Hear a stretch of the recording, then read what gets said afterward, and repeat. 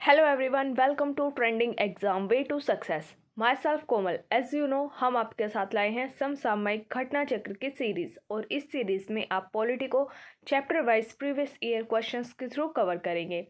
आपको पता है कि अभी तक इस सीरीज में हमने पॉलिटी के 23 चैप्टर कंप्लीट कर लिए हैं, और आज की हमारे इस वीडियो में हम एक नए चैप्टर की शुरुआत करने जा रहे हैं, जिसमें हम हर एक क्वेश्चन को डिटेल में एनालाइज करेंगे और हर एक क्वेश्चन आंसर को अच्छे से एक्सप्लेन भी करेंगे। तो चलिए दोस्तों, शुरुआत करते हैं एक नए चैप्टर की, जो है चैप्टर नंबर 24, सर्वोच्च न्यायालय, सुप्रीम कोर्ट। यहाँ पर आप देखेंगे, आपको पता है कि भारत में जितने भी कोर्ट्स होते हैं उनकी हायरार्की होती है, और इस हायरार्की में जो सुप्रीम कोर्ट है, सर्वोच्च न्यायालय, वो बिल्कुल टॉप में होता है, सबसे ऊपर होता है। बाकी की जितने भी कोर्ट्स होते हैं वो उससे नीचे के ही होते हैं। तो सुप्रीम कोर्ट आपका सबसे ऊपर आता है, टॉप में। और सुप्रीम कोर्ट से जो नीचे होते हैं वो आपके हाई कोर्ट्स होते हैं। कई हाई कोर्ट्स ऐसे हैं जो एक से ज़्यादा स्टेट्स के हैं, यानी कि कॉमन हाई कोर्ट्स भी होते हैं, कुछ स्टेट्स के और कुछ यूनियन टेरिटरीज़ के भी। और हाई कोर्ट से जो नीचे आते हैं वो आपके डिस्ट्रिक्ट कोर्ट्स होते हैं। डिस्ट्रिक्ट कोर्ट्स भी दो टाइप के होते हैं। एक होता है आपका क्रिमिनल केस जो हैंडल करते हैं, क्रिमिनल कोर्ट बोलते हैं, और एक आता है आपका सिविल कोर्ट। तो यहाँ पर आपको हायरार्की अच्छे से समझ में आ जानी चाहिए। इस जो कोर्ट्स की हायरार्की होती है, सबसे ऊपर उसमें टॉप में सुप्रीम कोर्ट होता है। तो सुप्रीम कोर्ट के अंडर में हाई कोर्ट्स आते हैं, और हाई कोर्ट के अंडर होता है डिस्ट्रिक्ट कोर्ट। और डिस्ट्रिक्ट कोर्ट्स भी दो कोर्ट्स में डिवाइड होते हैं, दो पार्ट्स में डिवाइडेड होते हैं। एक में आपके क्रिमिनल कोर्ट होता है और दूसरा होता है आपका सिविल कोर्ट। भारत के संविधान में जो न्याय की व्यवस्था की गई है वो एकीकृत न्याय की व्यवस्था की गई है, यानी कि एक कोर्ट होगा, सुप्रीम कोर्ट जिसे आप बोलते हैं, वो सबसे ऊपर होगा। सुप्रीम कोर्ट से ऊपर कोई भी कोर्ट नहीं होता है। तो जो सबसे शीर्ष पर होता है, सबसे ऊपर, वह सुप्रीम कोर्ट होता है। सुप्रीम कोर्ट के नीचे हाई कोर्ट्स होते हैं, और उनके अंडर में आते हैं अधीनस्थ न्यायालय, यानी कि जो डिस्ट्रिक्ट कोर्ट्स होते हैं वो हाई कोर्ट्स के अंडर में आते हैं। और जो भारत के अंदर न्यायपालिका की एकल प्रणाली ली गई है, वह भारत सरकार अधिनियम गवर्नमेंट ऑफ इंडिया एक्ट 1935 से ली गई है। भारतीय संविधान का भाग 5 सर्वोच्च न्यायालय से संबंधित है, और भारतीय संविधान की स्थापना 26 जनवरी 1950 को की गई थी, लेकिन इसके उद्घाटन 2 दिन बाद 26 जनवरी 1950 को किया गया था।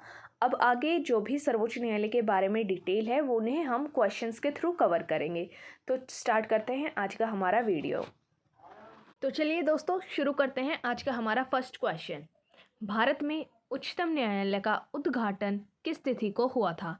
भारत की जो सुप्रीम कोर्ट है उसका इनॉग्रेशन, उद्घाटन किस तिथि को हुआ था, किस डेट को हुआ था? ऑप्शन ए 27 जनवरी 1950 को, ऑप्शन बी 28 जनवरी 1950 को, ऑप्शन सी 29 जनवरी 1950 को, और ऑप्शन डी 30 जनवरी 1950 को। तो यहाँ पर आपका करेक्ट ऑप्शन बी है, जो 28 जनवरी 1950 है। 28 जनवरी 1950 को उच्चतम न्यायालय का उद्घाटन हुआ था, और इससे 2 दिन पहले यानी कि 26 जनवरी 1950 को उच्चतम न्यायालय की स्थापना की गई थी।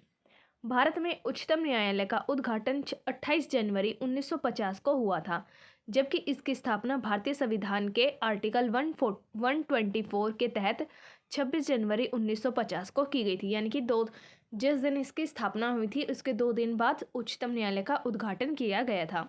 और जो भारत का संविधान है, इसके आर्टिकल 124 के अंदर उच्चतम न्यायालय की स्थापना की गई थी। क्वेश्चन नंबर 2, भारत के सर्वोच्च न्यायालय की स्थापना किसके द्वारा की गई थी? जो भारत का सर्वोच्च न्यायालय है, तो इसकी स्थापना किस तरह से हुई थी, किसके अधीन हुई थी? ऑप्शन ए 1950 में संसद के एक अधिनियम के द्वारा, ऑप्शन बी भारतीय स्वाधीनता अधिनियम 1947 के अधीन, ऑप्शन सी भारत सरकार के अधिनियम 1953 के अधीन, और ऑप्शन डी भारतीय संविधान के द्वारा। तो यहाँ पर आपका ऑप्शन डी बिल्कुल करेक्ट है। भारतीय संविधान के आर्टिकल 124 के द्वारा उच्चतम न्यायालय, सर्वोच्च न्यायालय की स्थापना की गई थी। तो यहाँ पर आपका ऑप्शन डी करेक्ट है। सर्वोच्च न्यायालय की स्थापना भारतीय संविधान के आर्टिकल 124 के द्वारा की गई थी, जो 26 जनवरी 1950 को हुई थी। सर्वोच्च न्यायालय की स्थापना 26 जनवरी 1950 को की गई थी। अब नेक्स्ट क्वेश्चन देखेंगे, क्वेश्चन नंबर 3। भारत के उच्चतम न्यायालय में न्यायाधीशों की संख्या में वृद्धि करने की शक्ति किसमें निहित है? जो आपका उच्चतम न्यायालय है, सुप्रीम कोर्ट है, उसके जो जजेस होते हैं, न्यायाधीश जो होते हैं, उनकी संख्या को बढ़ाने का अधिकार किसे होता है, किसके पास ये पावर होती है कि वह उच्चतम न्यायालय के न्यायाधीशों की संख्या को बढ़ा सके। ऑप्शन ए भारत का राष्ट्रपति, ऑप्शन बी संसद, ऑप्शन सी भारत का मुख्य न्यायमूर्ति और ऑप्शन डी विधि आयोग। तो यहाँ पर आपका ऑप्शन बी बिल्कुल करेक्ट है। पार्लियामेंट, संसद के पास ये पावर होती है कि वह उच्चतम न्यायालय के न्यायाधीशों की संख्या में वृद्धि कर सकते हैं, उन्हें बढ़ा सकते हैं। तो इसलिए यहाँ पर आपका ऑप्शन बी बिल्कुल करेक्ट है, पार्लियामेंट, संसद। क्वेश्चन नंबर 3 की एक्सप्लेनेशन देखेंगे। यहाँ पर बोला है कि भारतीय संविधान के आर्टिकल 124 में उच्चतम न्यायालय के गठन से संबंधित जो प्रावधान है, प्रोविजंस है, वह दिए गए हैं। और उसमें ये बोला गया है कि उच्चतम न्यायालय में एक आपका चीफ जस्टिस होगा, एक मुख्य न्यायाधीश होगा और 7 अदर जजेस होंगे। और पार्लियामेंट टाइम टू टाइम कानून बनाकर न्यायाधीशों की संख्या का निर्धारण कर सकती है। संसद ने न्यायाधीशों की संख्या को निर्धारित करने के लिए जो अभी वर्ष चूज़ किया है वो है 1956। वर्ष 1956 में उच्चतम न्यायालय न्यायाधीशों की संख्या अधिनियम 1956 पारित किया है और न्यायाधीशों की संख्या 10 रखी है, जिसमें मुख्य न्यायाधीश के अतिरिक्त यानी कि आपका जो चीफ जस्टिस है उन्हें हटाकर जो न्यायाधीशों की संख्या है वह 11 है। तो इन्हें मिलाकर टोटल मुख्य न्यायाधीश को हटाकर न्यायाधीशों की संख्या 10 रखी गई है, तो मुख्य न्यायाधीश को मिलाकर टोटल 11 संख्या होती है जजों की। और इस अधिनियम में संशोधन करके न्यायाधीशों की संख्या समय समय पर बढ़ाई गई है। वर्तमान में उच्चतम न्यायालय में न्यायाधीशों की जो अधिकतम संख्या है वह मुख्य न्यायाधीश के अतिरिक्त 33 है। तो अगर आप मुख्य न्यायाधीश को इसमें मिला लेते हैं तो टोटल जो जजेस हैं अभी सुप्रीम कोर्ट में, उनकी टोटल संख्या 34 होगी, यानी कि 33 अदर जजेस plus 1 chief justice. Question number 4, Bharat के सर्वोच्च न्यायालय में न्यायाधीशों की वर्तमान स्वीकृत संख्या क्या है। यहाँ पर आपसे अभी के बारे में पूछा गया है कि वर्तमान में जो सर्वोच्च न्यायालय के न्यायाधीश हैं इनकी संख्या कितनी है। Option A 20, option B 25, option C 30 और ऑप्शन डी 31। तो यहाँ पर आपके जो चारों के चारों ऑप्शंस है वो इनकरेक्ट है, क्योंकि अभी फ़िलहाल में वर्तमान में सर्वोच्च न्यायालय की जो न्यायाधीशों की संख्या है, जो अदर जजेस हैं उनकी संख्या 33 है। और उनमें अगर आप चीफ जस्टिस को मिला लेंगे तो इनकी संख्या टोटल 34 हो जाती है, तो जो आपके किसी भी ऑप्शन में नहीं दिया गया है, इसलिए आपके चारों के चारों ऑप्शन इनकरेक्ट है। आगे इसके एक्सप्लेनेशन देखेंगे। भारत में सर्वोच्च न्यायालय की स्थापना भारतीय संविधान के आर्टिकल 124 के तहत की गई है और आर्टिकल 124 में जो न्यायाधीशों की संख्या का भी उल्लेख किया गया है। जब संविधान प्रारंभ हुआ तब उच्चतम न्यायालय में न्यायाधीशों की संख्या मुख्य न्यायमूर्ति के साथ कुल मिलाकर 8 थे। अनुच्छेद आर्टिकल 124 क्लोज 1 में ये प्रावधान है कि इस प्रावधान के तहत संसद ने उच्चतम न्यायाधीशों की संख्या अधिकतम अधिनियम 1956 के द्वारा इस संख्या को 11 कर दिया था। फिर इसे 1960 में बढ़ाया और इनकी संख्या 14 कर दी गई। फिर 1978 में 18 कर दी गई और 1986 में 26 कर दी गई थी मुख्य न्यायाधीश के साथ मिलाकर। 2008 के अधिनियम के तहत मुख्य न्यायाधीश के अतिरिक्त सर्वोच्च न्यायालय में न्यायाधीशों की कुल संख्या 30 रखने का प्रावधान किया गया है। और सर्वोच्च न्यायालय के न्यायाधीशों की संख्या संशोधन अधिनियम 2019 के तहत मुख्य न्यायाधीश के अतिरिक्त न्यायाधीशों की जो संख्या है को 30 से बढ़ाकर 33 कर दिया गया। और इस प्रकार वर्तमान में न्यायाधीश के सहित यानी कि न्यायाधीश को मिलाकर न्यायालय में कुल न्यायाधीशों की संख्या 34 है, जिसमें 33 अदर जजेस हैं और एक चीफ जस्टिस है। तो यहाँ पर आपको बताया गया है कि किस ईयर में कितने जज की संख्या थी। यहाँ पर आपको ईयर वाइज बताया गया है। क्वेश्चन नंबर 5, सर्वोच्च न्यायालय में एक मुख्य न्यायाधीश के अतिरिक्त कितने न्यायाधीश होते हैं। यहाँ पर आपको बताना है कि जो सुप्रीम कोर्ट होता है उसके अंदर चीफ जस्टिस को हटाकर और अदर जजेसों की संख्या कितनी होती है।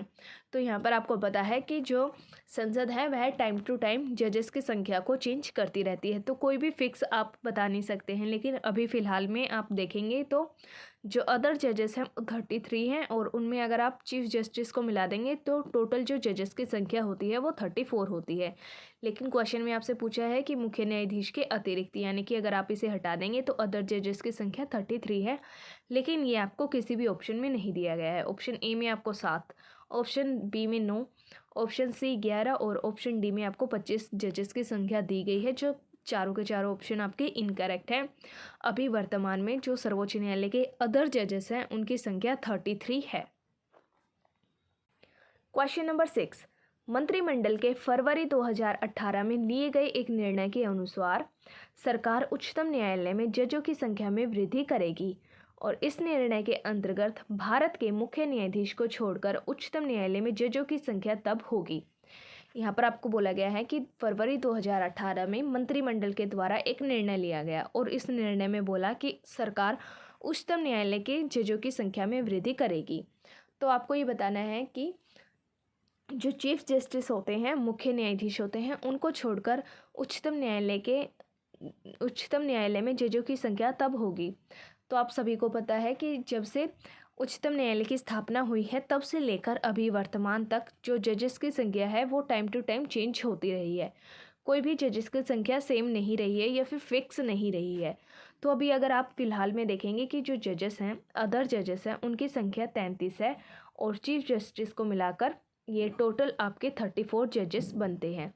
लेकिन यहाँ पर आपसे पूछा गया है कि मुख्य न्यायाधीश को छोड़कर, तो अगर आप मुख्य न्यायाधीश चीफ जस्टिस को छोड़ देंगे तो अदर जजेस की जो संख्या है अभी वर्तमान में वो 33 है, और जो आपके किसी भी ऑप्शन में नहीं दी गई है। तो यहाँ पर आपके चारों के चारों ऑप्शंस इनकरेक्ट हैं, और आपको पता है कि अभी वर्तमान में जो जजेस की संख्या है, अदर जजेस की संख्या वो 33 है। क्वेश्चन नंबर 7, सर्वोच्च न्यायालय में न्यायाधीश नियुक्त होने के लिए व्यक्ति को कम से कम कितने वर्ष उच्च न्यायालय का एडवोकेट होना चाहिए। इस क्वेश्चन में आपसे पूछा गया है कि अगर आपको सर्वोच्च न्यायालय का जज बनना है, सर्वोच्च न्यायालय का न्यायाधीश नियुक्त होना है, तो उससे पहले आपको कम से कम कितने साल तक हाई कोर्ट में एडवोकेसी करनी चाहिए।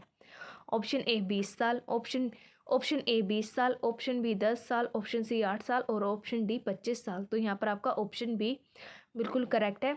आपको हाई कोर्ट्स के अंदर कम से कम 10 साल की एडवोकेसी करनी चाहिए, उसी के बाद आप सर्वोच्च न्यायालय में न्यायाधीश के लिए नियुक्त होने के लिए अहर होंगे, यानी कि एलिजिबल होंगे।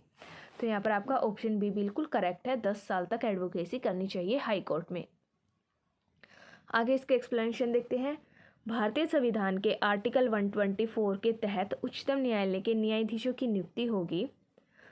उच्चतम न्यायालय का प्रत्येक न्यायाधीश राष्ट्रपति के द्वारा नियुक्त किया जाएगा। जो उच्चतम न्यायालय के न्यायाधीश होते हैं, हर एक न्यायाधीश राष्ट्रपति के द्वारा नियुक्त होगा, और राष्ट्रपति उच्चतम न्यायालय या फिर उच्च न्यायालयों में किसी भी न्यायाधीश की नियुक्ति भारत के मुख्य न्यायाधीश की राय के अनुरूप करेंगे, यानी कि जो चीफ जस्टिस है उनकी नियुक्ति राष्ट्रपति करेंगे, और जो अदर जजेस हैं उनकी नियुक्ति राष्ट्रपति चीफ जस्टिस की सहायता से करेंगे, उनकी राय से करेंगे। आर्टिकल 124 क्लोज 3 के अनुसार उच्चतम न्यायालय में न्यायाधीशों की नियुक्ति के लिए निम्नलिखित योग्यताएं होनी चाहिए। आर्टिकल 124 क्लोज 3 में न्यायाधीश बनने के लिए जो एलिजिबिलिटी चाहिए उनके बारे में बताया गया है, जो इस प्रकार है। फर्स्ट, वह भारत का नागरिक होना चाहिए। सेकंड, एक या अधिक उच्च न्यायालय का कम से कम 5 वर्ष तक का न्यायाधीश रहा हो। और थर्ड, एक या अधिक उच्च न्यायालय में कम से कम 10 वर्ष तक अधिवक्ता रहा हो। और फोर्थ में दिया गया है कि वह राष्ट्रपति की राय में पारंगत विधिवेत्ता हो। तो ये जो चारों एलिजिबिलिटी दी गई हैं, यह आपके आर्टिकल 124 क्लोज 3 के अंडर में दी गई हैं। उच्चतम न्यायालय में न्यायाधीश की नियुक्ति के लिए आपके अंदर ये सब योग्यताएं होनी चाहिए। क्वेश्चन नंबर 8, भारतीय सर्वोच्च न्यायालय में न्यायाधीशों की नियुक्ति कौन करता है। इजी सा क्वेश्चन है। आपको बताना है कि जो सर्वोच्च न्यायालय के जज होते हैं इनके अपॉइंटमेंट किसके द्वारा की जाती है। ऑप्शन ए प्रधानमंत्री, ऑप्शन बी राष्ट्रपति, ऑप्शन सी भारत का मुख्य न्यायाधीश, ऑप्शन डी लोकपाल और ऑप्शन ई उपयुक्त में से कोई नहीं या फिर एक से अधिक। तो यहाँ पर आपका ऑप्शन ए बिल्कुल करेक्ट है। राष्ट्रपति के द्वारा, प्रेसिडेंट के द्वारा जो न्यायाधीश के जजेस होते हैं उनकी नियुक्ति की जाती है। सर्वोच्च न्यायालय के जो चीफ जस्टिस होते हैं इनकी नियुक्ति प्रेसिडेंट के द्वारा की जाती है और जो अदर जजेस होते हैं इनकी नियुक्ति राष्ट्रपति के द्वारा ही की जाती है, लेकिन चीफ जस्टिस की एडवाइस पर। क्वेश्चन नंबर 9, सर्वोच्च न्यायालय का न्यायाधीश अपना पद त्याग सकता है पत्र लिखकर। जो सर्वोच्च न्यायालय का जज है वह अपना जो रिज़ाइन लेटर किसे देता है, ये आपसे इस क्वेश्चन में पूछा गया है। तो ऑप्शन ए मुख्य न्यायाधीश को, ऑप्शन बी राष्ट्रपति को, ऑप्शन सी प्रधानमंत्री को और ऑप्शन डी विधि मंत्री को। तो यहाँ पर आपका ऑप्शन बी बिल्कुल करेक्ट है। जो सर्वोच्च न्यायालय के न्यायाधीश होते हैं, जज होते हैं, वह अपना रिज़ाइन लेटर राष्ट्रपति को देते हैं। राष्ट्रपति के द्वारा ही इनकी नियुक्ति की जाती है और राष्ट्रपति को ही ये अपना रिज़ाइन लेटर देते हैं। आगे इसके एक्सप्लेनेशन देखेंगे।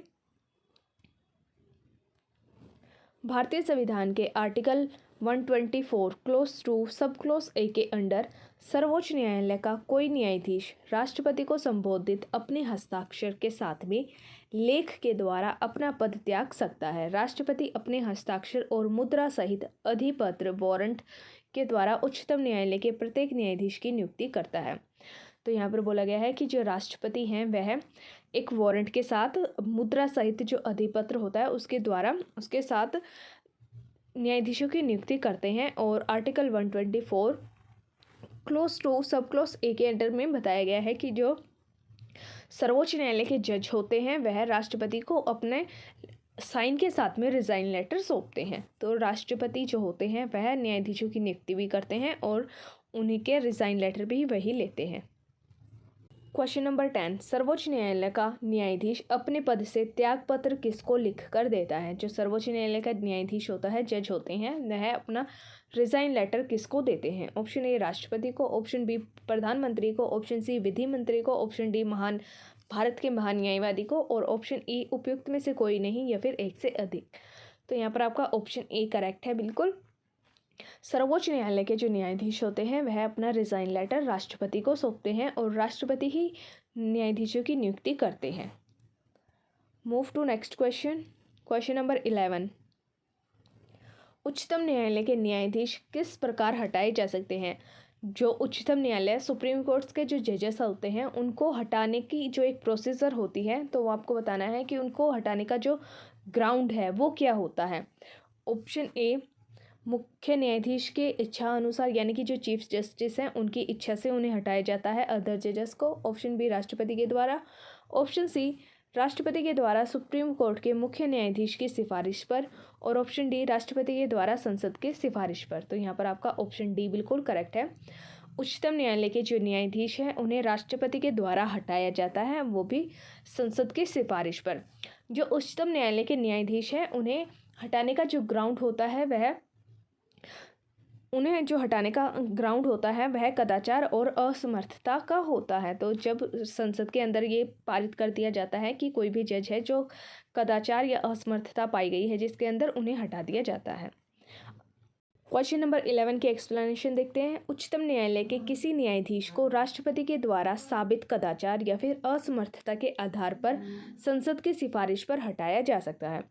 तो जो राष्ट्रपति को हटाने का ग्राउंड होता है वो आपका है कदाचार और असमर्थता। उच्चतम न्यायालय के किसी न्यायाधीश को साबित कदाचार या असमर्थता के आधार पर हटाए जाने के लिए संसद के प्रत्येक सदन के द्वारा अपनी कुल सदस्य संख्या के बहुमत के द्वारा तथा उपस्थित और मत देने वाले सदस्यों के कम से कम 2/3 बहुमत के द्वारा समर्थित समावेदन को राष्ट्रपति के समक्ष भेजना होता है। यहाँ पर बोला गया है कि जब आप किसी सर्वोच्च न्यायालय के जज पर कदाचार या असमर्थता के आधार पर उसे हटाना चाहते हैं तो उसके लिए आपको पार्लियामेंट के जो दोनों सदनों के सदस्य होते हैं उनकी कुल सदस्य संख्या के बहुमत के द्वारा, जिसमें उपस्थित और मत देने वाले जो सदस्य होते हैं उनके कम से कम 2/3 बहुमत से ये समावेदन पास करना होता है कि ये जो न्यायाधीश हैं यह कदाचार और असमर्थता के दोषी पाए गए हैं। आगे देखेंगे। तथा ऐसे समावेदन के राष्ट्रपति के समक्ष उसी सत्र में रखे जाने पर राष्ट्रपति के आदेश से उस न्यायाधीश को पद से हटाया जा सकता है। आर्टिकल 124 क्लोज 4 में ये बात बोली गई है। आगे देखेंगे। उच्चतम न्यायालय के न्यायाधीश को हटाने, रिमूव और तत्संबंधी जांच की प्रक्रिया का संसदीय विधि के द्वारा विनियमन अनुच्छेद आर्टिकल 124 क्लोज 5 में प्रावधानित है। जो जजेस को हटाने की जो प्रोसीजर है और जो संसद की विधि है वो सब आपको आर्टिकल 124 क्लोज 5 में दी गई है। उच्च न्यायालय के न्यायाधीश को हटाने की प्रक्रिया भी यही होती है। जैसे सुप्रीम कोर्ट के जजेस को हटाया जाता है, सेम वैसे ही हाई कोर्ट्स के जजेस को भी हटाया जाता है, रिमूव किया जाता है। आगे आपको नोट दिया गया है एक महाभियोग। इम्पीचमेंट जो शब्द है, इम्पीचमेंट शब्द का प्रयोग संविधान में केवल राष्ट्रपति को हटाने के लिए किया गया है। महाभियोग शब्द का प्रयोग सिर्फ और सिर्फ राष्ट्रपति को हटाने के लिए किया गया है। उच्च न्यायालय या उच्चतम न्यायालय के न्यायाधीश को हटाने के लिए महाभियोग शब्द का प्रयोग नहीं किया गया है। इनके लिए संविधान के अनुसार हटाया जाना शब्द है। रिमूव वर्ड यूज़ किया गया है सुप्रीम कोर्ट और हाई कोर्ट के जजेस को हटाने के लिए, लेकिन जो इम्पीचमेंट वर्ड है वो सिर्फ और सिर्फ राष्ट्रपति के लिए है, प्रेसिडेंट के लिए है। क्वेश्चन नंबर 12, निम्नलिखित कथनों पर विचार कीजिए। यहाँ पर आपको कुछ कथन दिए गए हैं और इनमें से आपको सही कथन बताना है कि कौन सा सही है। फर्स्ट, न्यायाधीश जांच अधिनियम 1968 के अनुसार भारत के उच्चतम न्यायालय के किसी न्यायाधीश पर महाभियोग चलाने के प्रस्ताव को लोकसभा के अध्यक्ष के द्वारा अस्वीकार नहीं किया जाता। यहाँ पर आपको बोला है कि एक अधिनियम है न्यायाधीश जांच अधिनियम 1968 और इसमें ये बोला गया है कि उच्चतम न्यायालय के जो न्यायाधीश होते हैं इन पर महाभियोग चलाने के प्रस्ताव को लोकसभा के अध्यक्ष के द्वारा अस्वीकार नहीं किया जा सकता। तो ये आपके स्टेटमेंट बिल्कुल इनकरेक्ट है, गलत स्टेटमेंट है आपकी। आगे सेकेंड स्टेटमेंट देखेंगे। भारत का संविधान यह परिभाषित करता है और ब्यौरे देता है कि क्या क्या भारत के उच्चतम न्यायालय के न्यायाधीशों की अक्षमता और सिद्ध कदाचार को गठित करते हैं। तो ऐसा बिल्कुल भी नहीं है, भारतीय संविधान में ये सब नहीं बताया गया है। और थर्ड में दिया गया है, भारत के उच्चतम न्यायालय के न्यायाधीशों के महाभियोग की प्रक्रिया के ब्यौरे न्यायाधीश जांच अधिनियम 1968 में दिए गए हैं, जो आपका बिल्कुल करेक्ट स्टेटमेंट है। उच्चतम न्यायालय जो सुप्रीम कोर्ट है, इनके जो न्यायाधीश होते हैं, जजेस होते हैं, इन पर महाभियोग की जो प्रक्रिया होती है, प्रोसीजर है, वह न्यायाधीश जांच अधिनियम 1968 में दी गई है। ये आपका बिल्कुल सही स्टेटमेंट है। फोर्थ, यदि किसी न्यायाधीश के महाभियोग के प्रस्ताव को मतदान के लिए लिया जाता है तो विधि के द्वारा अपेक्षित है कि यह प्रस्ताव संसद के दोनों सदनों प्रत्येक सदन के द्वारा समर्थित हो और उस सदन की कुल सदस्य संख्या के बहुमत के द्वारा संसद के उस सदन के कुल उपस्थित और मत देने वाले सदस्यों के कम से कम 2/3 द्वारा समर्थित हो। तो आपकी फोर्थ स्टेटमेंट भी बिल्कुल सही है। यहाँ पर बोला गया है कि अगर आपको किसी भी न्यायाधीश के ऊपर जो महाभियोग है वह लगाना है तो एक विधि दी गई है और विधि में ये बोला गया है कि पार्लियामेंट के जो दोनों सदन हैं, दोनों सदनों के द्वारा जो उनके उपस्थित और मत देने वाले सदस्य होते हैं, उनके कुल वोट का कुल उपस्थित और मत देने वाले सदस्यों की कम से कम 2/3 बहुमत से ये प्रस्ताव पारित किया जाना चाहिए कि उन्हें रिमूव करना है न्यायाधीश को। तो ये आपका स्टेटमेंट फोर्थ भी सही है और थर्ड भी सही है, इसलिए यहाँ पर आपका करेक्ट आंसर है ऑप्शन 3, जिसमें थर्ड और फोर्थ स्टेटमेंट बिल्कुल करेक्ट दी गई है। आगे इसके एक्सप्लेनेशन देखेंगे।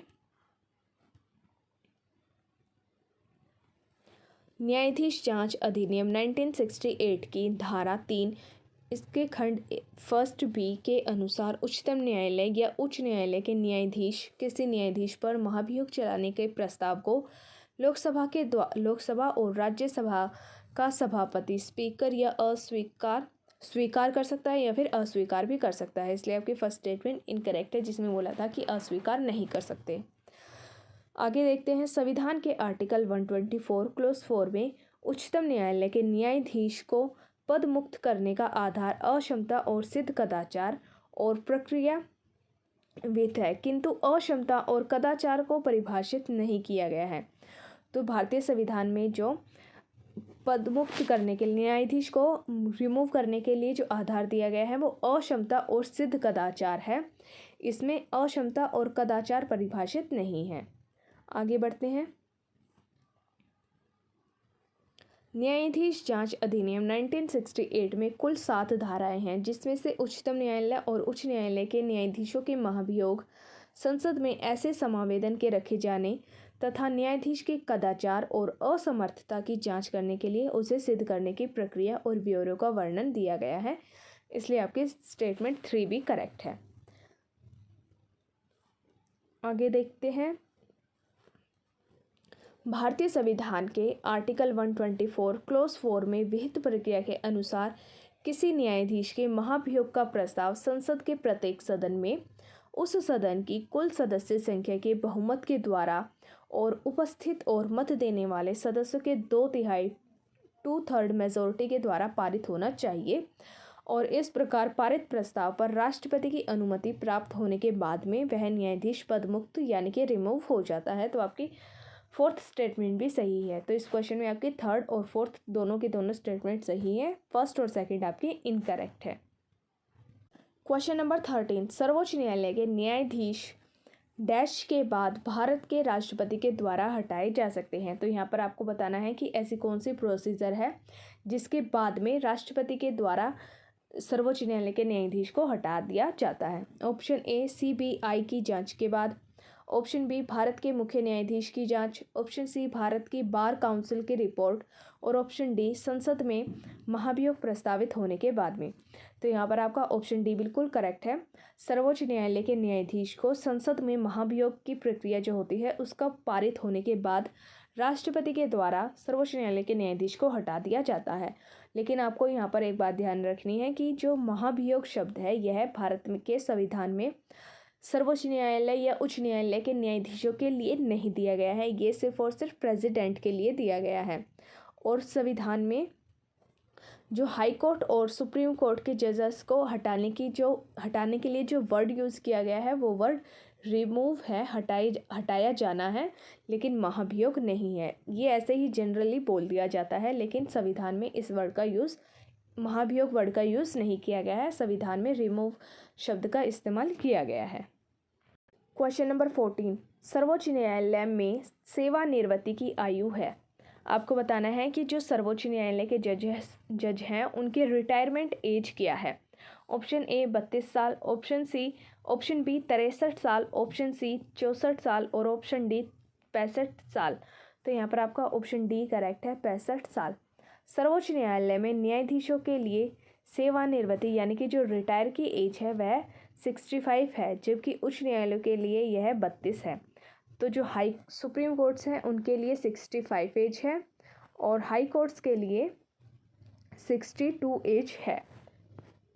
क्वेश्चन नंबर 15, सर्वोच्च न्यायालय के न्यायाधीशों की सेवानिवृत्ति की उम्र क्या है। सेम क्वेश्चन है जैसा भी आपसे पूछा हुआ था ऊपर। सर्वोच्च न्यायालय के जो जज होते हैं, सुप्रीम कोर्ट के जजेस की रिटायरमेंट एज कितनी है।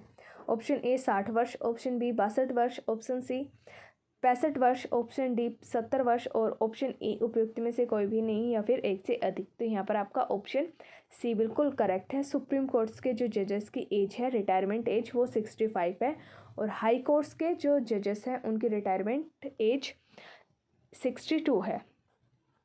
आगे बढ़ेंगे क्वेश्चन नंबर 16 की तरफ। उच्चतम न्यायालय के न्यायाधीशों का वेतन निर्धारण किया जाता है। जो सुप्रीम कोर्ट के जजेस हैं इनकी जो वेतन होता है, सैलरी होती है, वो किसके द्वारा निर्धारित की जाती है।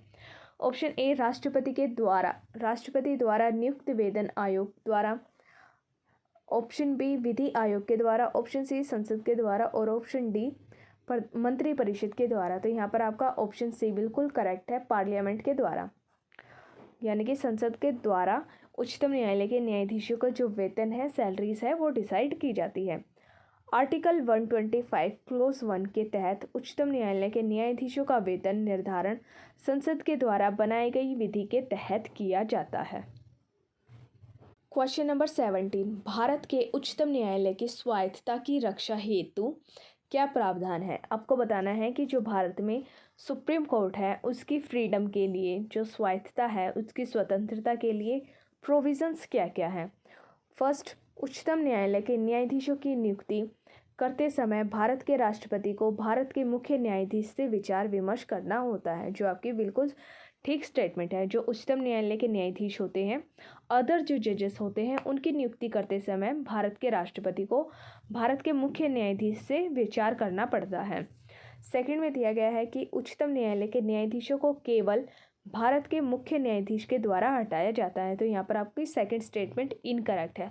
जो उच्चतम न्यायालय के न्यायाधीश हैं इनको प्रेसिडेंट के द्वारा हटाया जाता है, इन्हें मुख्य न्यायाधीश के द्वारा नहीं हटाया जाता। तो इसलिए आपकी सेकंड स्टेटमेंट इनकरेक्ट है। थर्ड, न्यायाधीशों का वेतन भारत की संचित निधि पर अधिरोपित यानी कि आरोपित होता है, जिस पर विधानमंडल को अपना मत नहीं देना होता है। तो यहाँ पर आपकी थर्ड स्टेटमेंट भी बिल्कुल करेक्ट है। जो न्यायाधीशों का वेतन होता है, सैलरी होती है, वह भारत की संचित निधि से दिया जाता है और इसके ऊपर विधानमंडल को अपने मत नहीं देना होता है।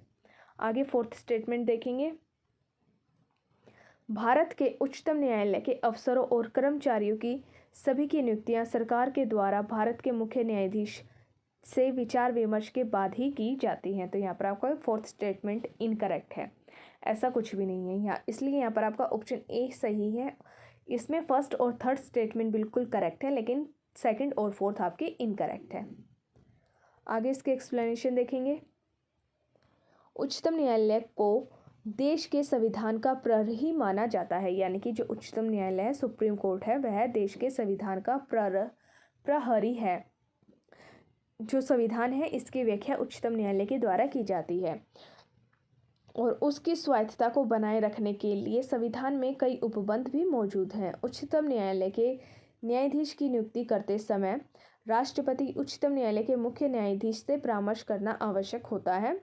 न्यायाधीशों को राजनीति के प्रभाव से दूर रखने के लिए उनका वेतन भारत की संचित निधि पर भारित होता है और जिसके लिए संसद में मतदान नहीं होता है। इसलिए आपकी फर्स्ट और थर्ड स्टेटमेंट करेक्ट है, लेकिन सेकंड और फोर्थ आपकी इनकरेक्ट है।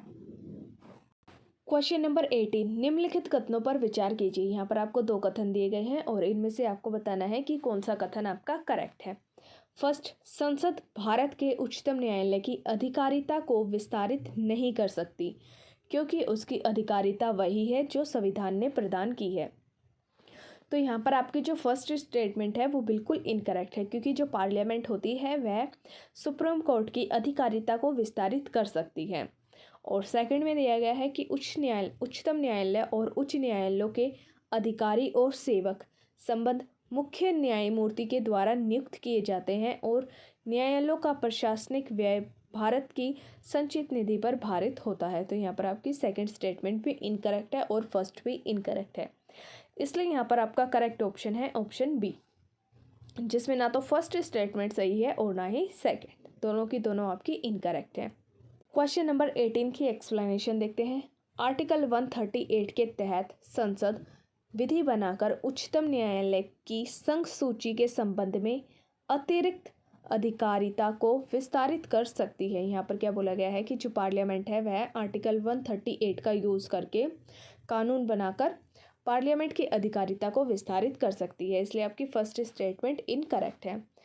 आगे, उच्चतम न्यायालय के अधिकारी और सेवक आर्टिकल 146 क्लोज 1 के तहत और उच्च न्यायालयों के अधिकारी और सेवक आर्टिकल 229 क्लोज 1 के तहत संबद्ध मुख्य न्यायमूर्ति के द्वारा या मुख्य न्यायमूर्ति द्वारा या उसके द्वारा निर्दिष्ट न्यायाधीश या अधिकारी द्वारा नियुक्त किए जाते हैं। तथापि आर्टिकल 146 क्लोज 5 के तहत जहां उच्चतम न्यायालय का प्रशासनिक व्यय भारत की संचित निधि पर भारित होता है, वहीं आर्टिकल 229 क्लोज 3 के अंडर उच्च न्यायालय का प्रशासनिक व्यय राज्य की संचित निधि पर भारित होता है, इसलिए आपकी सेकंड स्टेटमेंट भी इनकरेक्ट है।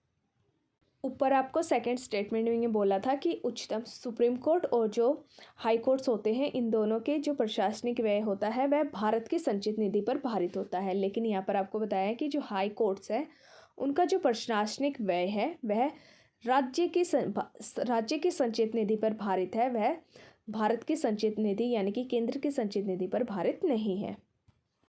क्वेश्चन नंबर 19, सेवानिवृत्त होने के बाद पश्चात सर्वोच्च न्यायालय के न्यायाधीश वकालत कर सकते हैं। आपको बताना है कि जो सेवानिवृत्त रिटायर्ड जज होते हैं वह रिटायर होने के बाद वकालत कर सकते हैं या फिर नहीं। ऑप्शन ए, केवल सर्वोच्च न्यायालय में वकालत कर सकते हैं। ऑप्शन बी, केवल उच्च न्यायालय में। ऑप्शन सी, सर्वोच्च न्यायालय और उच्च न्यायालय यानी कि दोनों में। और ऑप्शन डी, किसी भी न्यायालय में नहीं। तो यहाँ पर आपका ऑप्शन डी करेक्ट होगा, क्योंकि जो सेवानिवृत्त यानी कि रिटायर्ड जो जजेस होते हैं सर्वोच्च न्यायालय के, वह किसी भी कोर्ट में, किसी भी न्यायालय में वकालत नहीं कर सकते हैं, एडवोकेसी नहीं कर सकते हैं। तो इसलिए यहाँ पर आपका ऑप्शन डी बिल्कुल करेक्ट है। आगे इसके एक्सप्लेनेशन देखते हैं। आर्टिकल 124 क्लोज 7 के अनुसार सेवानिवृत्त रिटायर होने के बाद सर्वोच्च न्यायालय के न्यायाधीश किसी भी न्यायालय में वकालत नहीं कर सकते हैं, जबकि आर्टिकल 220 के अनुसार उच्च न्यायालय के न्यायाधीश सेवानिवृत्त होने के बाद उच्चतम न्यायालय में एवं अन्य उच्च न्यायालयों में, जिस उच्च न्यायालय में वह स्थायी न्यायाधीश रहे हों उसमें नहीं में वकालत कर सकते हैं। तो यहाँ पर आपको सुप्रीम कोर्ट और हाई कोर्ट में एक डिफरेंस बताया गया है कि आर्टिकल 124 क्लोज 7 में ये प्रावधान है कि जो सुप्रीम कोर्ट के रिटायर्ड जज हैं वह किसी भी न्यायालय में, कोर्ट में वकालत नहीं कर सकते हैं। लेकिन जो हाई कोर्ट्स के रिटायर्ड जज हैं वह आर्टिकल 220 में ये दिया गया है कि जो हाई कोर्ट्स के रिटायर्ड जज हैं वह सुप्रीम कोर्ट में वकालत कर सकते हैं या फिर किसी अदर हाई कोर्ट में भी वकालत कर सकते हैं, लेकिन सिर्फ उसमें नहीं कर सकते जिसमें वह परमानेंट न्यायाधीश रहे हों पहले। क्वेश्चन नंबर 20, भारत के सर्वोच्च न्यायालय के कार्यवाहक मुख्य न्यायाधीश की नियुक्ति करता है। आपको बताना है कि जो सर्वोच्च न्यायालय के कार्यवाहक मुख्य न्यायाधीश होते हैं तो उनकी नियुक्ति कौन करता है। जब सर्वोच्च न्यायालय के जो मेन जज होते हैं वह किसी भी कारण अपना कार्य नहीं कर पाते हैं, अपने कर्तव्यों का निर्वहन नहीं कर पाते हैं, तो उनके कर्तव्यों का पालन करने के लिए एक कार्यवाहक जज की नियुक्ति की जाती है। तो उन कार्यवाहक जज की नियुक्ति किसके द्वारा की जाती है। ऑप्शन ए सर्वोच्च न्यायालय का मुख्य न्यायाधीश, ऑप्शन बी प्रधानमंत्री, ऑप्शन सी राष्ट्रपति और ऑप्शन डी विधि मंत्री। तो यहाँ पर आपका ऑप्शन सी करेक्ट है।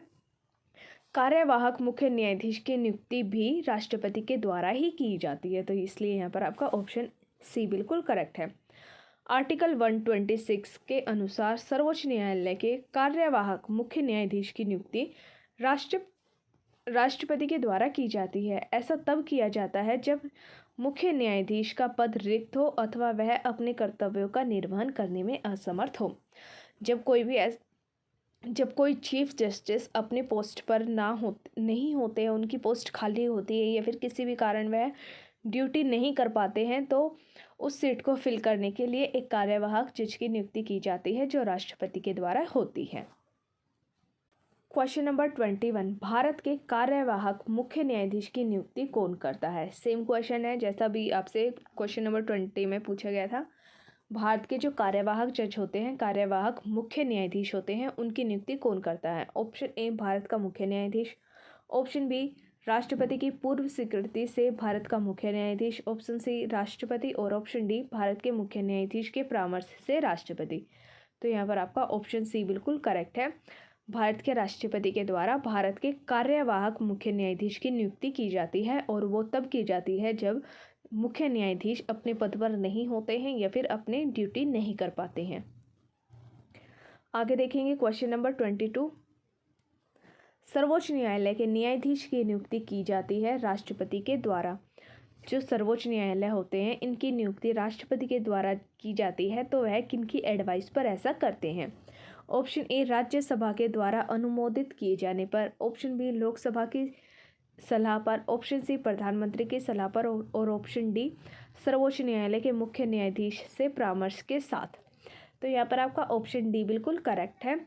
सर्वोच्च न्यायालय के जो मुख्य न्यायाधीश होते हैं इनकी सलाह पर सर्वोच्च न्यायालय के अन्य जो न्यायाधीश हैं इनकी नियुक्ति की जाती है राष्ट्रपति के द्वारा। आगे इसके एक्सप्लेनेशन देखते हैं।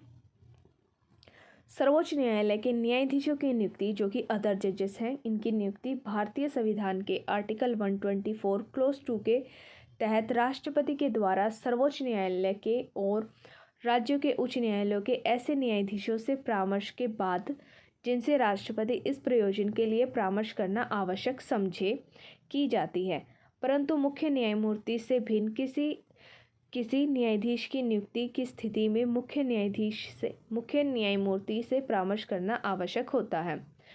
वर्ष 1993 में दिए गए एक निर्णय में सर्वोच्च न्यायालय ने इस संबंध में मुख्य न्यायाधीश की सलाह सर्वोच्च न्यायालय के 2 अन्य वरिष्ठतम न्यायाधीशों के साथ संरचित कॉलेजियम की सलाह को राष्ट्रपति के लिए बाध्यकारी बना दिया था। तो यहाँ पर क्या बोला गया है कि एक जजमेंट दी थी सुप्रीम कोर्ट ने 1993 में। उन्होंने बोला था कि सर्वोच्च न्यायालय के जज और जो 2 अन्य सुपीरियर जज होते हैं उनको मिलाकर एक कॉलेजियम बनाया जाएगा और उनकी सलाह पर राष्ट्रपति अन्य न्यायाधीशों की नियुक्ति करेंगे।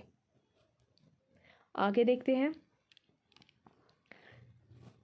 बाध्यकारी बना दिया था। फिर 1998 में मुख्य न्यायाधीश की सलाह को व्याख्यात करते हुए मुख्य न्यायाधीश के साथ सर्वोच्च न्यायालय के 4 अन्य वरिष्ठतम न्यायाधीशों के कॉलेजियम मंडल का परामर्श लिखित आवश्यक होने का निर्णय दिया गया। 1993 में बोला था कि चीफ जस्टिस और 2 अदर जजेस होंगे। फिर 1998 में बोला गया कि जो कॉलेजियम है उसकी संख्या में अदर जजेस को बढ़ाकर 4 कर दी गई थी। कॉलेजियम में जो अदर जजेस थे इनकी संख्या को 2 से बढ़ाकर 4 कर दिया गया था। साथ ही राष्ट्रपति को इस अनुशंसा को पुनः विचार हेतु सर्वोच्च न्यायालय को वापस भेजने की छूट भी दी गई थी। मतलब राष्ट्रपति को ये राइट था कि वह ऐसी एडवाइस को दोबारा जांच के लिए भेज सकते हैं, विचार के लिए दोबारा भेज सकते हैं सर्वोच्च न्यायालय के पास। परंतु पुनः विचार के बाद भी पुनः वही नाम प्रस्तावित किए जाने पर राष्ट्रपति उसे स्वीकृत करने के लिए बाध्य हैं। लेकिन यहाँ पर यही बोला गया था कि अगर सुप्रीम कोर्ट बिना किसी संशोधन के वही प्रस्ताव वही नाम दोबारा भेजते हैं राष्ट्रपति के पास तो राष्ट्रपति को उन पर अपनी स्वीकृति देनी पड़ती है। क्वेश्चन नंबर 23, भारत के सर्वोच्च न्यायालय ने किस वर्ष न्यायाधीशों की नियुक्ति के लिए कॉलेजियम व्यवस्था को अपनाया था? यहाँ पर आपको बताना है कि सुप्रीम कोर्ट ने जजेस की नियुक्ति के लिए एक कॉलेजियम व्यवस्था अपनाई थी, तो वह किस वर्ष में अपनाई थी? ऑप्शन ए 1993 में, ऑप्शन बी 1996 में, ऑप्शन सी 2000 में और ऑप्शन डी 2004 में। तो यहाँ पर आपका ऑप्शन ए बिल्कुल करेक्ट है। 1993 में कॉलेजियम व्यवस्था को अपनाया गया था सर्वोच्च न्यायालय के द्वारा अन्य न्यायाधीशों की नियुक्ति करने के लिए। आगे इसके एक्सप्लेनेशन देखते हैं। भारत के सर्वोच्च न्यायालय ने उच्चतर न्यायाधीशों की नियुक्ति और स्थानांतरण के लिए वर्ष 1993 में कॉलेजियम व्यवस्था को अपनाया था। यानी इसमें बोला गया है कि 1993 में कॉलेजियम व्यवस्था अपनाई गई थी उच्चतर जो बड़े जज थे इनके न्यायाधीशों की नियुक्ति करने के लिए और उनका ट्रांसफ़र करने के लिए। वर्ष 1993 में supreme court advocates on record association versus union of India एक केस था। इस मामले में सर्वप्रथम उच्चतम न्यायालय के द्वारा न्यायाधीशों की नियुक्ति के लिए कॉलेजियम की स्थापना का निर्णय दिया गया था। तो यहाँ पर आपको बताया गया है कि 1993 में एक केस आया था जो supreme court advocate on record association versus union of India था और इस केस में और इस जजमेंट में सुप्रीम कोर्ट ने सबसे पहले बताया था कि कॉलेजियम व्यवस्था आएगी। इस निर्णय के तहत मुख्य न्यायाधीश के साथ सर्वोच्च न्यायालय के 2 अन्य वरिष्ठतम न्यायाधीशों का कॉलेजियम मंडल निर्धारित किया गया था। इसमें बोला गया था कि एक चीफ जस्टिस होंगे और 2 अदर जज होंगे। एक chief justice plus two other जजेस होंगे। 1998 में जो अदर जजेस 2 थे उनकी संख्या को +2 और कर दिया गया था, यानी कि 2 बढ़ाकर 4 कर दिया गया था। जो पहले 2 थे अदर जजेस उन्हें बढ़ाकर 4 कर दिया गया था। क्वेश्चन नंबर 24, सर्वोच्च न्यायालय के उस मंडल यानी कि कॉलेजियम में जो सर्वोच्च न्यायालय में जजों की नियुक्ति की अनुशंसा से संबंधित है में सर्वोच्च न्यायालय के मुख्य न्यायाधीश के अतिरिक्त कुछ अन्य वरिष्ठ न्यायाधीश होते हैं। ऐसे अन्य न्यायाधीश जो इस मंडल के सदस्य होते हैं उनकी संख्या कितनी होती है? तो यहाँ पर आपको बताना है कि जो कॉलेजियम व्यवस्था है, कॉलेजियम प्रणाली है, उसके अंदर चीफ जस्टिस को हटाकर चीफ जस्टिस जो है चीफ जस्टिस ऑफ इंडिया है इन्हें हटाकर रिमूव करके इनके अलावा जो अदर जजेस हैं उनकी संख्या कितनी है? तो यहाँ पर आपको बताना है कि जो अदर जजेस हैं उनकी संख्या 4 है, इसलिए आपका ऑप्शन बी करेक्ट है। जो अदर जजेस हैं कॉलेजियम में उनकी संख्या 4 बताई गई है। यह संख्या 1993 में 2 थी, लेकिन फिर 1998 में इन्हें बढ़ाकर 4 कर दिया गया था।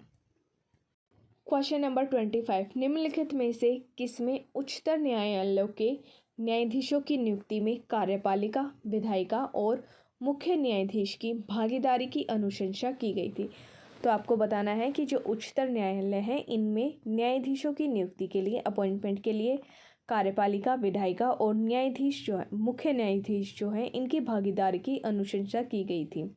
ऑप्शन ए संविधान के कार्यान्वयन के पुनः निरीक्षण का राष्ट्रीय आयोग। ऑप्शन बी राष्ट्रीय न्यायिक आयोग। ऑप्शन सी द्वितीय प्रशासनिक सुधार आयोग और ऑप्शन डी विधि आयोग का प्रतिवेदन। तो यहाँ पर आपका ऑप्शन सी बिल्कुल करेक्ट है। द्वितीय प्रशासनिक सुधार आयोग में ये अनुशंसा की गई थी कि जो उच्चतम न्यायालय के न्यायाधीश हैं, इनकी नियुक्ति में कार्यपालिका, विधायिका और मुख्य न्यायाधीश इन तीनों की भागीदारी होनी चाहिए। आगे इसके एक्सप्लेनेशन देखते हैं। द्वितीय प्रशासनिक सुधार आयोग के द्वारा उच्चतम न्यायालय के न्यायाधीशों की नियुक्ति में कार्यपालिका, विधायिका और मुख्य न्यायाधीश की भागीदारी की अनुशंसा की गई थी और इस आयोग का गठन 31 अगस्त 2005 को वीरप्पा मोइली की अध्यक्षता में किया गया था। तो जो ये आपका आयोग है, द्वितीय प्रशासनिक सुधार आयोग, इसका गठन 31 अगस्त 2005 को किया गया था, जिसमें जो अध्यक्ष थे वह वीरप्पा मोइली थे। और इसमें ये बोला गया था कि जो उच्चतम न्यायालय के न्यायाधीश हैं, इनकी नियुक्ति में कार्यपालिका, विधायिका और मुख्य न्यायाधीश इन तीनों की भागीदारी होनी चाहिए।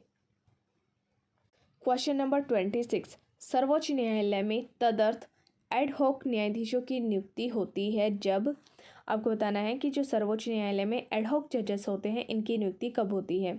और जो एडहॉक जजेस होते हैं, इनकी नियुक्ति इसलिए की जाती है क्योंकि जब न्यायालय में, सर्वोच्च न्यायालय में कोई कार्य बढ़ जाता है और उनके लिए जजेस कम पड़ जाते हैं, तो उनमें जजेस की संख्या को पूरी करने के लिए एडहॉक जजेस की नियुक्ति की जाती है। तो आपको बताना है कि ये कब की जाती है। ऑप्शन ए कतिपय न्यायाधीश दीर्घकालीन अवकाश पर चले जाते हैं। ऑप्शन बी स्थायी नियुक्ति के लिए कोई उपलब्ध नहीं होता है। और ऑप्शन सी न्यायालय के समक्ष लंबित वादों में असाधारण वृद्धि होती है। और ऑप्शन डी न्यायालय के किसी सत्र के लिए न्यायाधीश का कोरम नहीं होता है। तो यहाँ पर आपका ऑप्शन डी आपका बिल्कुल करेक्ट है। जब कोर्ट्स में किसी सेशन के लिए जज कम पड़ जाते हैं, जजेस का जो कोरम होता है वो कंप्लीट नहीं होता, तो उस कोरम को कंप्लीट करने के लिए एडहॉक जजेस की नियुक्ति की जाती है। इसलिए यहाँ पर आपका ऑप्शन डी बिल्कुल करेक्ट है। आगे इसके एक्सप्लेनेशन देखेंगे। संविधान के आर्टिकल 127 क्लोज 1 के अनुसार यदि किसी समय सर्वोच्च न्यायालय के सत्र को आयोजित करने में या चालू रखने के लिए उस न्यायालय के न्यायाधीशों की गणपूर्ति पर्याप्त न हो, तो भारत का मुख्य न्यायाधीश उच्च न्यायालय के न्यायाधीशों से सर्वोच्च न्यायालय के तदर्थ एडहॉक न्यायाधीशों की नियुक्ति करता है। वह ऐसा राष्ट्रपति की पूर्व सहमति और संबंधित उच्च न्यायालय के मुख्य न्यायाधीश के परामर्श के बाद करता है। तदर्थ न्यायाधीशों की नियुक्ति संबंधी प्रावधान केवल सर्वोच्च न्यायालय के संदर्भ में है, अन्य न्यायालयों के संदर्भ में नहीं है। एडहॉक जजेस को जो नियुक्त करने की प्रोसीजर है वो सिर्फ और सिर्फ सुप्रीम कोर्ट्स के लिए होती है, किसी अदर कोर्ट्स के लिए नहीं होती। जैसे कि हाई कोर्ट या डिस्ट्रिक्ट कोर्ट्स के लिए ये प्रोसीजर नहीं होती है, ये सिर्फ और सिर्फ सुप्रीम कोर्ट में जजेस के लिए होती है। Question number 27। भारतीय संविधान में तदर्थ न्यायाधीशों की नियुक्ति का प्रावधान है। आपको बताना है कि जो भारत के संविधान में तदर्थ न्यायाधीश एडहॉक जजेस को नियुक्ति का जो प्रावधान है वह किस कोर्ट के लिए है। ऑप्शन ए सर्वोच्च न्यायालय के लिए, ऑप्शन बी उच्च न्यायालयों में, ऑप्शन सी जनपद या सत्र न्यायालयों में और ऑप्शन डी उपरोक्त सभी में। तो यहाँ पर आपका ऑप्शन ए बिल्कुल करेक्ट है। सर्वोच्च न्यायालय में ये प्रावधान है कि वह एडहॉक जजेस यानी कि तदर्थ न्यायाधीशों की नियुक्ति कर सकते हैं, और ये जो प्रावधान है ये सिर्फ और सिर्फ सर्वोच्च न्यायालय के लिए है, किसी अदर कोर्ट्स के लिए ये प्रावधान नहीं है। Question number 28। उच्चतम न्यायालय में संविधान के निर्वचन से संबंधित मामले की सुनवाई करने के लिए न्यायाधीशों की संख्या कम से कम कितनी होनी चाहिए। आपको बताना है कि उच्चतम न्यायालय में अगर संविधान के निर्वचन से रिलेटेड कोई मामला है तो उसके लिए जो न्यायाधीशों की संख्या होती है वह कम से कम कितनी होनी चाहिए। Option A 10, option B 9, option C 7 और ऑप्शन डी 5। तो यहाँ पर आपका ऑप्शन डी बिल्कुल करेक्ट है। कम से कम 5 जजेस उस सुनवाई के लिए होने चाहिए, तो इसलिए यहाँ पर आपका ऑप्शन डी बिल्कुल करेक्ट है। आगे इसके एक्सप्लेनेशन देखेंगे। संविधान के आर्टिकल 145 क्लोज 3 के तहत ये प्रावधानित है कि जिस मामले में इस संविधान के निर्वचन के बारे में कोई विधि का कोई सारवान प्रश्न अंतर्वर्लित है उसका निश्चय करने के लिए यह संविधान के आर्टिकल 143 में जो राष्ट्रपति को सलाह दी जाती है, राष्ट्रपति के द्वारा उच्चतम न्यायालय से परामर्श किया जाता है कि अधीन निर्देश के लिए सुनवाई हेतु बैठने वाले न्यायाधीशों की जो संख्या होती है वह कम से कम 5 होनी चाहिए। तो यहाँ पर आपको क्या बोला गया है कि आर्टिकल 145 क्लोज 3 में ये प्रावधान है, अगर संविधान के निर्वचन के बारे में कोई मामला है तो उसके लिए, और जो आर्टिकल 143 के अंडर में राष्ट्रपति को राष्ट्रपति के मांगने पर एडवाइस दी जाती है, उसके लिए जो जजेस की संख्या होगी वो कम से कम आपकी 5 होगी। इस प्रकार उच्चतम न्यायालय में संविधान के निर्वचन से संबंधित मामले की सुनवाई करने के लिए न्यायाधीशों की संख्या कम से कम 5 होनी चाहिए। इसे संविधान पीठ कॉन्स्टिट्यूशन बेंच के रूप में अभिहित किया गया है। यानी कि जो आपको ये बोला जाता है कि कम से कम कितनी जजेस की संख्या होनी चाहिए, इसे एक नाम दिया गया है जो है संविधान पीठ, कॉन्स्टिट्यूशन बेंच इसे बोला जाता है। क्वेश्चन नंबर 29, संविधान के निर्वचन के बारे में विधि के सारवान प्रश्न से संबंधित बात पर विचार करने के लिए उच्चतम न्यायालय के न्यायाधीशों की संख्या कम से कम कितनी होनी चाहिए। तो यहाँ पर आपका सही ऑप्शन आपका ऑप्शन ए है, जिसमें संख्या दी गई है 5। अगर संविधान के निर्वचन के बारे में कोई मामला है या फिर राष्ट्रपति को सलाह दी जानी है तो उसके लिए जो न्यायाधीश होते हैं इनकी संख्या कम से कम 5 होनी चाहिए, ये ऐसा निर्धारित किया गया है।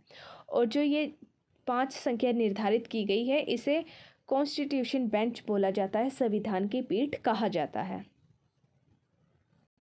क्वेश्चन नंबर 30, केंद्र और राज्यों के बीच होने वाले विवादों का निर्णय करने के लिए भारत के उच्चतम न्यायालय की शक्ति किसके अंतर्गत आती है। आपको बताना है कि जब सेंटर और स्टेट के बीच में कोई विवाद हो जाता है और उसका निर्णय करने के लिए उच्चतम न्यायालय की जो शक्ति है वह किसके अंतर्गत आती है। ऑप्शन ए परामर्शी अधिकारिता के अंतर्गत, ऑप्शन बी अपीलीय अधिकारिता के अंतर्गत, ऑप्शन सी मूल अधिकारिता के अंतर्गत और ऑप्शन डी रिट अधिकारिता के अंतर्गत। तो यहाँ पर आपका ऑप्शन सी बिल्कुल करेक्ट है। यह उच्चतम न्यायालय का मूल अधिकार है कि वह केंद्र और राज्यों के बीच होने वाले विवादों का निर्णय करे, इसलिए जो इसकी अधिकारिता है वह मूल अधिकारिता के अंतर्गत आती है। आपका ऑप्शन सी बिल्कुल करेक्ट है। आगे इसे एक्सप्लेन करेंगे, एक्सप्लेनेशन देखते हैं इसकी। केंद्र और राज्यों के बीच होने वाले विवादों का निर्णय करने की भारत के उच्चतम न्यायालय की शक्ति मूल या आरंभिक अधिकारिता ओरिजिनल ज्यूरिसडिक्शन के अंतर्गत आती है। भारतीय संविधान के आर्टिकल 131 के अंतर्गत कुछ प्रावधान दिए गए हैं, जैसे फर्स्ट, भारत सरकार और एक या अधिक राज्यों के बीच कोई विवाद हो तो वह भी उच्चतम न्यायालय के द्वारा देखा जाएगा। एक और भारत सरकार एक साइड आपकी भारत सरकार है और दूसरी ओर किसी राज्य या राज्यों और दूसरी ओर एक या अधिक अन्य राज्यों के बीच कोई विवाद है तो वह भी सुप्रीम कोर्ट के द्वारा सुलझाया जाएगा। 2 या अधिक राज्यों के बीच किसी विवाद में यदि उस विवाद में विधि या तथ्यों का कोई ऐसा प्रश्न अंतर्निहित है जिस पर किसी विधिक अधिकार का अस्तित्व या विस्तार निर्भर है तो वहाँ तक अन्य न्यायालयों का अपवर्जन करके उच्चतम न्यायालय को मूल अधिकारिता प्राप्त की गई है। यहाँ पर बोला गया है कि कोई भी ऐसा केस है जो भारत सरकार, इंडियन गवर्नमेंट और किसी राज्य के बीच में है तो ऐसा केस भी सुप्रीम कोर्ट के द्वारा सुलझाया जाएगा। और कोई ऐसा केस है जो एक राज्य और दूसरे राज्य यानी कि 2 अलग अलग राज्यों के बीच हैं तो वो केस भी सुप्रीम कोर्ट के द्वारा ही सुलझाया जाएगा। और कोई ऐसा केस है जो एक साइड जिसके आपकी सेंट्रल गवर्नमेंट है और दूसरी साइड कई अदर जजेस हैं तो वह केस भी सुप्रीम कोर्ट के द्वारा ही सुलझाया जाएगा। तो चलिए दोस्तों, आज के हमारे इस वीडियो को हम यहीं पर फिनिश करते हैं। इसमें कुछ और भी क्वेश्चंस बचे हुए हैं जिसे हम सुप्रीम कोर्ट के जो हमारा चैप्टर है इसके एक नेक्स्ट पार्ट में करेंगे।